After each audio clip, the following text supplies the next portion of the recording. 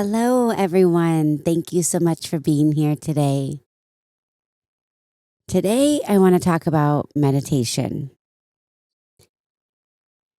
Meditation is one of the tools that has changed my life the most. It has made such a fundamental impact on my growth, on where I'm going, on where I am right now, and on where I've been. I hear from a lot of people that they just can't meditate. They can't figure it out. Their thoughts are all over. They can't sit still. I have heard every excuse under the sun of why someone cannot meditate or move their body. I let people be wherever they are right now. I am not here to change anyone or to force anyone into change. I am for the people that are ready for change, the ones that are looking for guidance, the ones that are looking for knowledge, the ones that are looking for light. The difference is that the people that are ready, they're ready to also apply whatever they learn, whatever they pick up, whatever feels right. They are ready. Even if they are only implementing little baby steps, that is where the big changes happen. The ones that are still in a place of resistance, I know well that we cannot force them to change.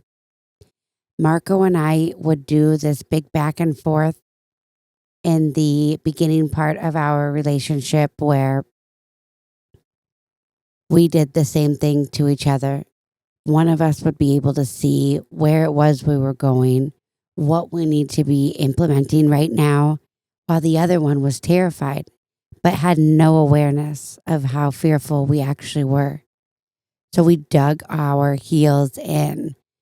We were resisting fully. And what happened was we got into a lot of arguments. We felt like we were under attack because we felt like the other one was jeopardizing our safety because we couldn't see what they could see. Oftentimes, I have compared this in the past to a brick wall. You do not know what's on the other side of the wall. It felt like Marco got to look over the wall, but he didn't tell me he saw it. He told me he knew in here. He knew without seeing. He knew without doing any recon of what was truly on the other side of the wall. It felt like he was pulling me over it, but we had no idea if there was danger on the other side. I couldn't trust his confidence and I couldn't trust him to lead me because I didn't know how to let go. I didn't know how to trust in anything other than me. And I struggled there as well. I wasn't doing the best job of listening to myself, trusting in myself, or following the path that was meant for me because I was resistant. I was scared. And no matter who tried to hold my hand, no matter who tried to guide me through it, I wasn't moving. I was locked in my fear.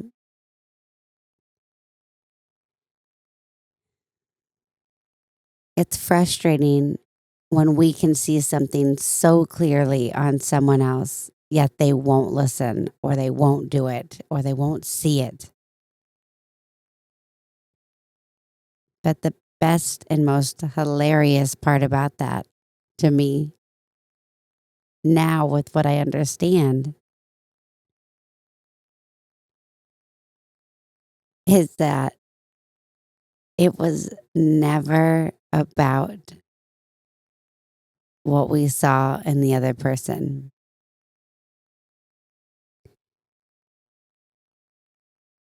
When we see others clearly, more clearly than they can even see themselves at times, We are in a place of wild reflection. We are looking at everything else around us and we are not looking within. Meditation is what truly helped me get out of my own resistance. And it was one of the main tools that got me to stop looking at what he was doing and saying and look at myself. It got me to look at my own patterns, my own reactions, my own thoughts. And I saw a lot of times where I wasn't trusting Marco's lead. It was because I was feeling like I couldn't trust my own feelings. I felt chaotic internally. I felt lost. I wasn't sure of the moves I was supposed to be making. And I was projecting my own experience onto him. I was assuming that he didn't know either. And it wasn't just me. We did this back and forth to each other, which for a long time got us in this frustrating loop where we felt like we were always fighting each other when we got to these moments. We were defending from each other. We were being triggered and we were reactive and we weren't a team. We weren't in a place of trust. We weren't in a place of letting go.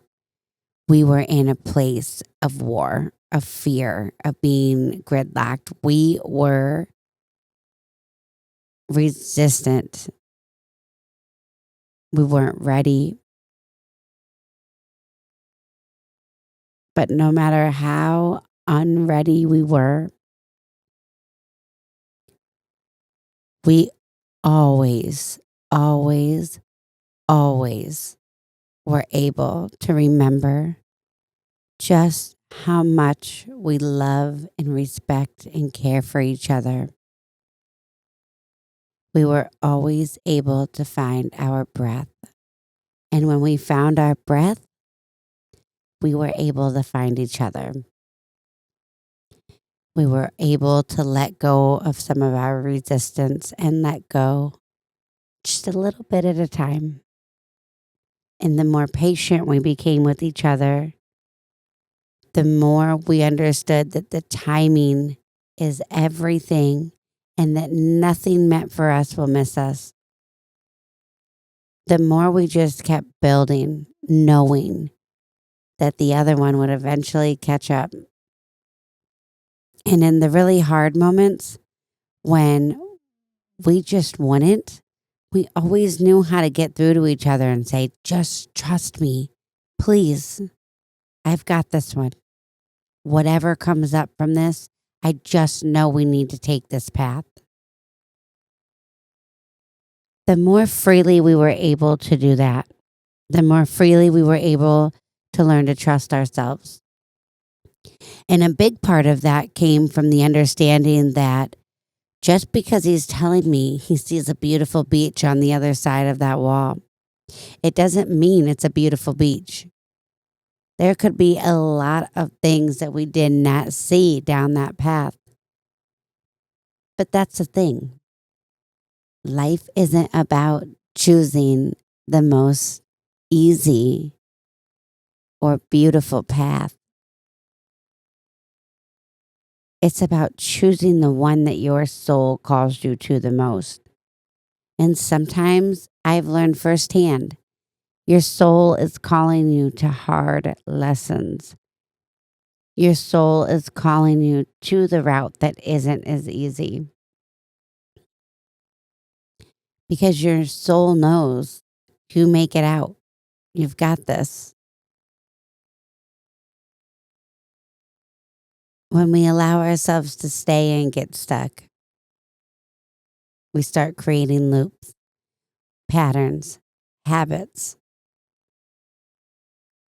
We put ourselves back in survival mode because what we're doing is whatever is necessary to survive. We forget that there's so many paths filled with so many lessons and so many things we enjoy. We're not meant to get stuck in one.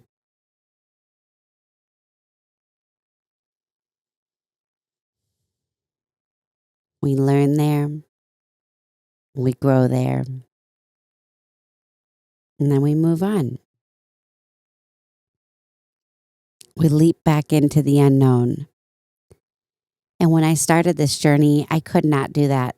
I couldn't. I was so fearful. I had been hurt mm, in such life-changing ways. I wasn't seeing everything that was building me. I was seeing everything that was breaking me, everything that was making it harder, everything that I had to get through. I wasn't viewing anything as lessons.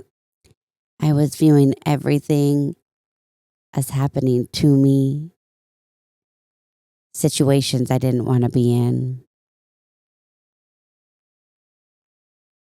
I was stuck because I felt stuck.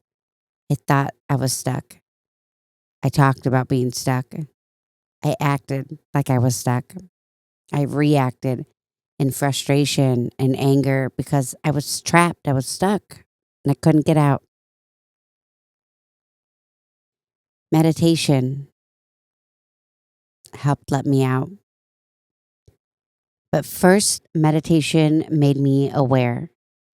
At first, when I started meditating, it wasn't about peaceful moments.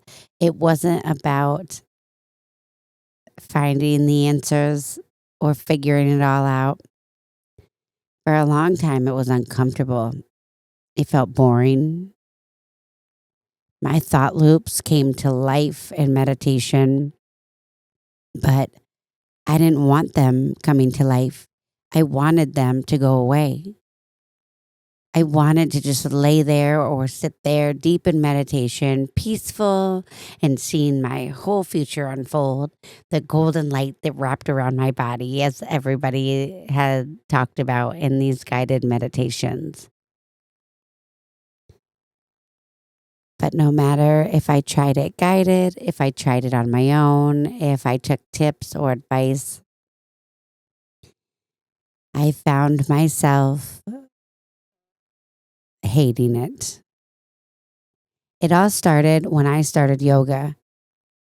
When we did our Shavasana at the end of the class, I would lay on my mat at the end of yoga.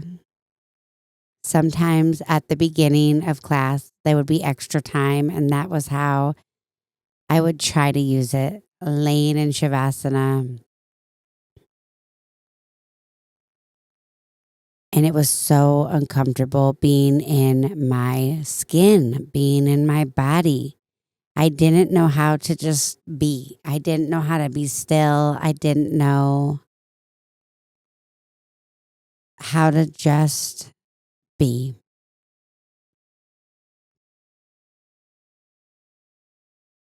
I can't tell you how many times I got up out of the class and just ran. I couldn't. I made up an excuse. I had somewhere to be, something to do. I couldn't stay. But then I took teacher training and there was no way out. If you're an instructor, you understand the rules. You understand that while every once in a great while, yes, maybe somebody needs to leave early.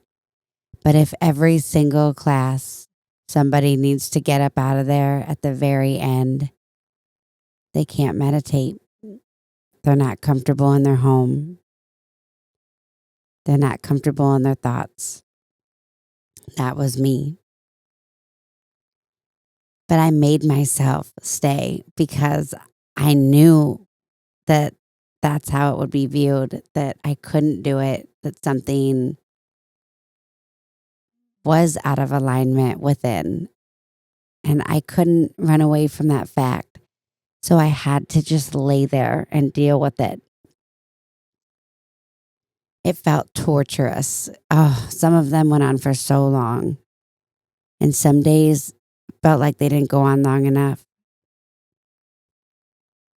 Sitting through my discomfort was breaking me through. It was giving me moments that showed me, yes, you can do this. Stop telling yourself you can't. So I stopped saying, oh, this sucks. I can't lay here, and thinking about all of the things that were uncomfortable. And I started thinking about nothing. I tuned my thoughts to the music that I could hear. If I could hear it, I just let it sink into my soul. I thought about the smells. I thought about the moves that I made it through that I didn't think I would make it through.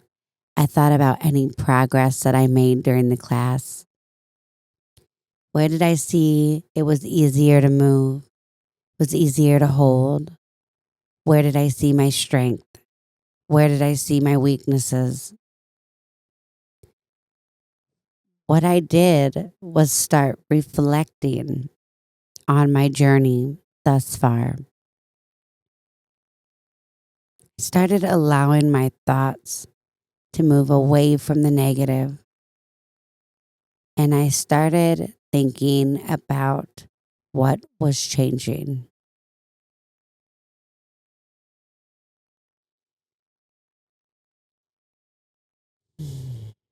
Let's grab a drink of water, hydrate and nourish our bodies. Cheers.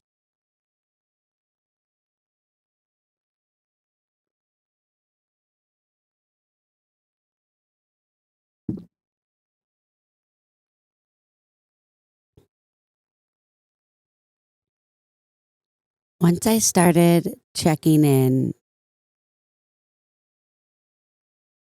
I started observing my yoga journey differently. I hated yoga when I started. I hated it. It was the hardest thing physically that I had done, and it was never ending. It didn't feel like I would ever get it all. And that frustrated me then because before I was racing to a finish line, but I didn't know that then. I couldn't see any of that because I was extremely disconnected. That is why it was so hard to be alone with my thoughts, to be still, to breathe. And I didn't like most of my thoughts. So when they came up, I wanted to get rid of them. I wanted to stuff them down. I wanted to lie and pretend that that wasn't what my thoughts were most of the time. I thought that if I just said it, if I just told myself something different, that whatever I said would be true. But when you have a disconnect between your background and your exterior, what you're saying, what you're allowing yourself to think you're thinking, to think you're doing, but none of that actually aligns with your beliefs, with your actions, with all the thoughts that run in the background. You're just hurting yourself. You're just lying to yourself. I absolutely hated being lied to. And here I was, lying to myself every day.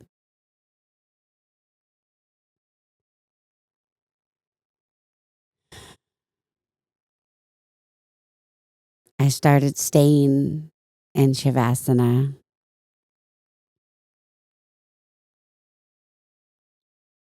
I started allowing my thoughts to just surface.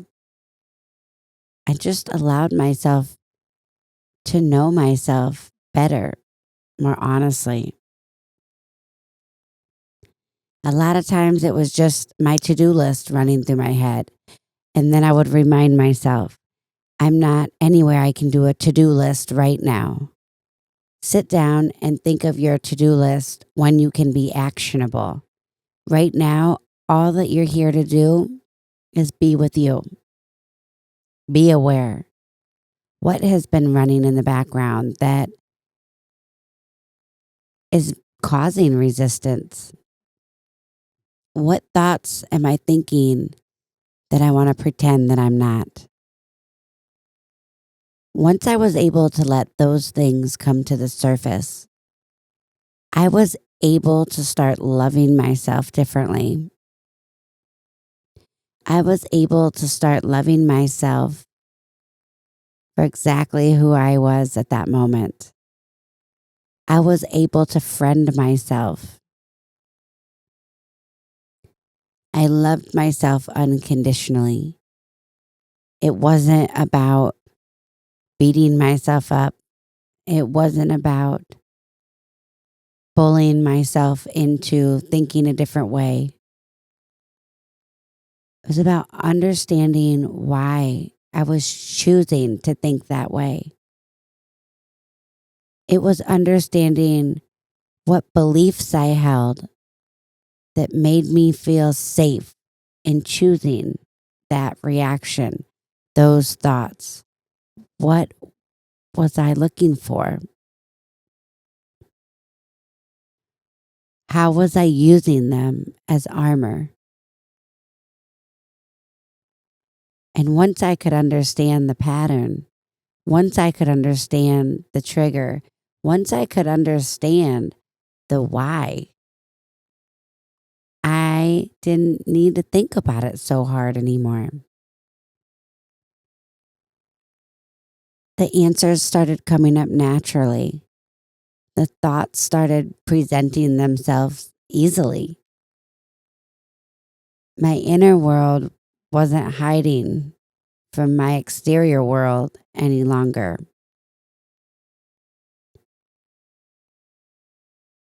My inner world finally felt that it could be seen, heard,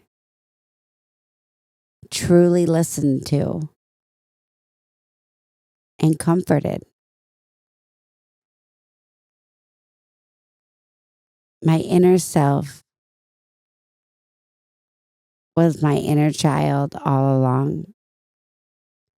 It's every version of me that has ever been hurt, that has ever felt lost, scared, alone.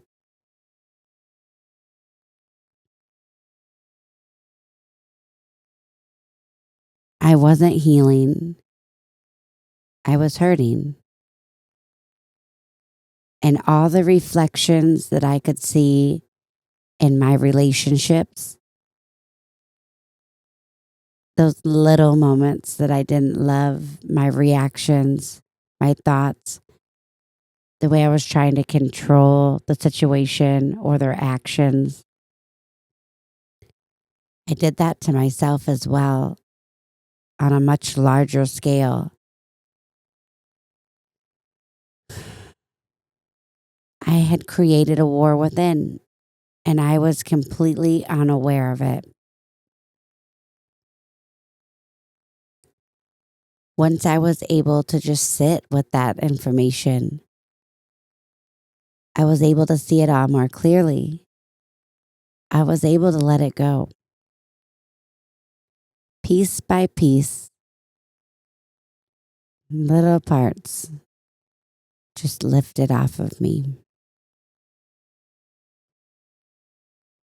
And when those things lifted and my alignment within became deeper,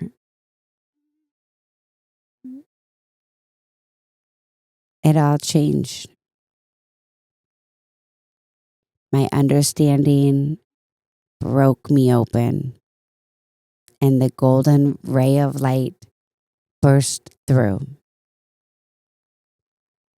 I felt it surround my body.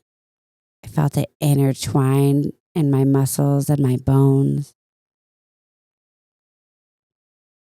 Could feel it tingle and vibrate from my head to my fingertips, to my toes, and all the way through.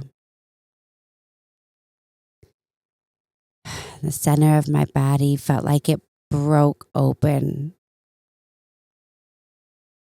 And I was not only flooded with light, but I had light shining from within. I could see the answers more clearly. I could hear things that had been trapped for years, decades, lifetimes. I could see generational traumas within that I viewed from other family members. I could see societal issues that I could feel within and view on others. When I got to that point, I wanted to rush. I started to see it all play out, and I wanted everything fast now. And that kicked me back off my meditation. That took me back to the chaos, took me back to the place where I was trying to run out of the end of class. My impatience had come to light. I knew it was time to sit with impatience, find out what I was rushing for.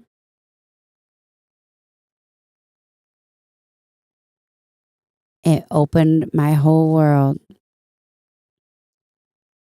It showed me how often I was still in survival mode, thinking that I needed specifics to be okay. And yet, everything was always okay, regardless. I always found my way through. Could it have been easier? Sure. Would more resources have helped? Definitely. But I couldn't ignore what was. I couldn't keep building my interior world around things I wished that I had, why it was so hard without them. I had my attention on the wrong thing. And time again, I would sit and I would breathe and I would let whatever thoughts and feelings wanted to come to light come. They surface. I greet them with love. I think about how I would treat a friend if a friend came to me feeling this way, saying these things, thinking these thoughts, and they were honest with me. They put it all on the table. I would never treat them poorly. So now I had to ask, why would I do that to myself? What was it helping? What was it hurting? Is there a softer, more kind way to love myself through this? To hold my own hand?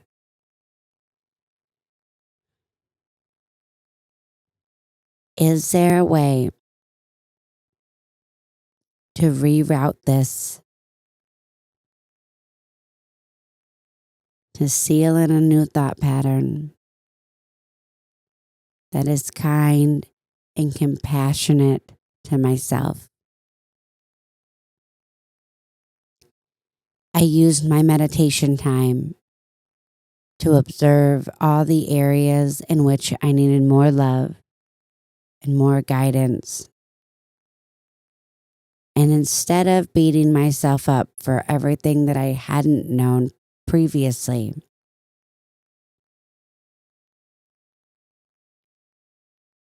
I took that as an opportunity to be so kind to myself that I wanted to be honest within. The more honest I could be with myself, the more honest I could be with the rest of the world. The more honest I could be within, the more I could care for myself, the more I could let it go. All the things that hurt me, I could start to let them go. Could change my perspective. Everything looked different. The more I let go, the more present I became in my own life, in my right now, the less I had to defend from the past. Because I could see just that. The past was the past. I was making it my present. I was making it my future.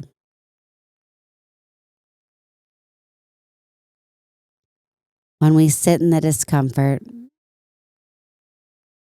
we truly let it go.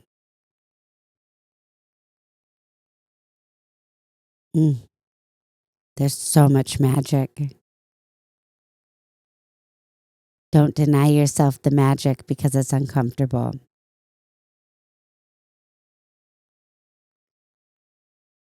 Sit with yourself. Love on yourself. Hold your own hand.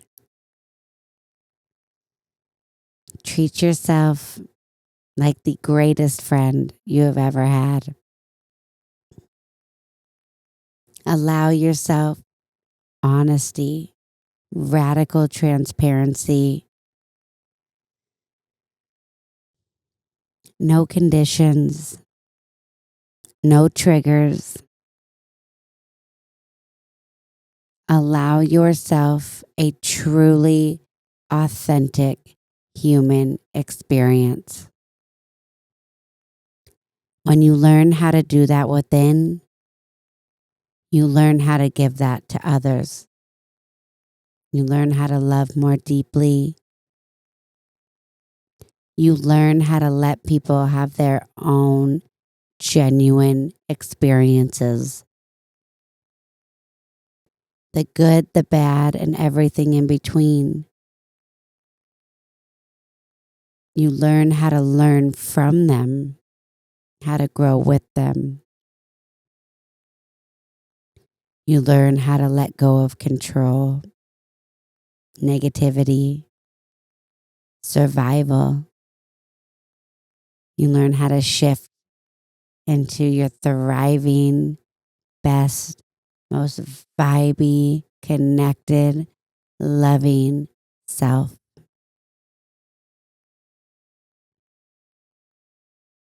Every single day, consistency is where it's at. If it's 30 seconds, if it's 1 minute, if it's 5 minutes, an hour, it does not matter. Consistency is what matters. The little things truly are the big things. And most of the time, all we need is to just start. Start being consistent. 1 minute, 1 minute every day. You have 24 hours. Take 1 minute out of that day to sit uncomfortably and focus on your breathing. Notice how you breathe. Do you like how you breathe? Do you feel comfortable? Do you feel like you're getting enough air? Do you feel like you have to think about it?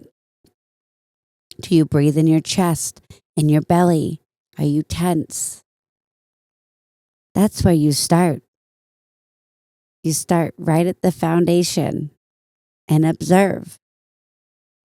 You find the cracks and you fix them.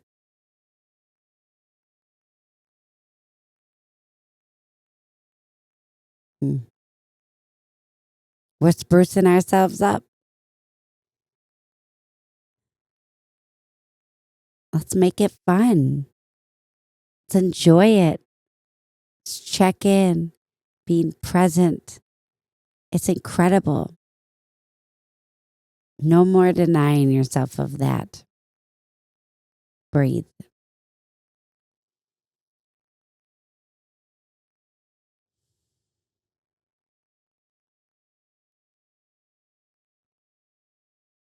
Thank you all so much for being here. Let me know what you think. Let me know if you try this out. Where do you struggle? Where do you thrive? What new things are coming to the surface? Are there things that you weren't aware of before? Let me know when you find those days where you have that new honesty within. Share your wins, share your frustrations. I'm a safe space. And you can always even start it with, hey, I don't need any feedback. I just need a safe space to drop this. You can drop it. And if you need a little guidance, you can say that too. This is what it's all about. Take some time to breathe today. Take some time to know yourself. Take some time to come back home.